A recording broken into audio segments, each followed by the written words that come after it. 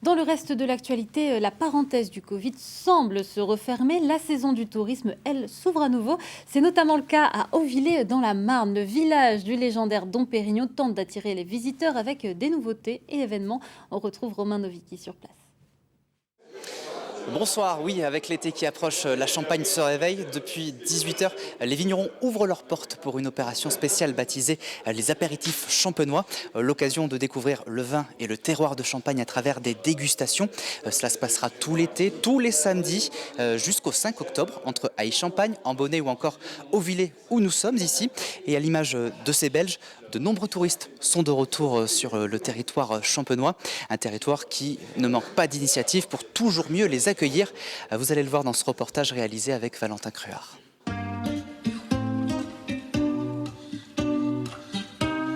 Auvillers, une cité entrée dans l'histoire grâce à un homme. La tombe de Dom Pérignon. Mais qui est ce fameux personnage? Dom Pérignon repose dans cette église depuis 1715, attire les touristes du monde entier et de France, comme ses Picards. Alors pourquoi pas mettre du pinot meunier avec du chardonnay par exemple? Donc c'est lui qui a réfléchi à toute cette technique d'assemblage. Cette visite guidée, l'occasion d'étancher leur soif de connaissances sur le champagne et son inventeur légendaire. Je ne savais pas qu'il était qu'il était venu au monastère d'Auvillers. C'est un génie pour découvrir le champagne. On n'habite pas bien loin, mais finalement, beaucoup ne connaissent pas le lieu. Donc c'est l'occasion de venir découvrir. Après le tombeau, direction la statue du moine bénédictin. C'est le dernier bijou de l'art champenois, très prisé des visiteurs. En 2 mois, cette guide est passée de 3 visites par semaine à 3 par jour. Il y a des créneaux sur lesquels on est obligé d'arrêter la possibilité de réserver en ligne parce que on ne va pas se plaindre, mais on se retrouve avec plusieurs visites la même matinée, etc. Donc c'est quand même assez chouette à constater.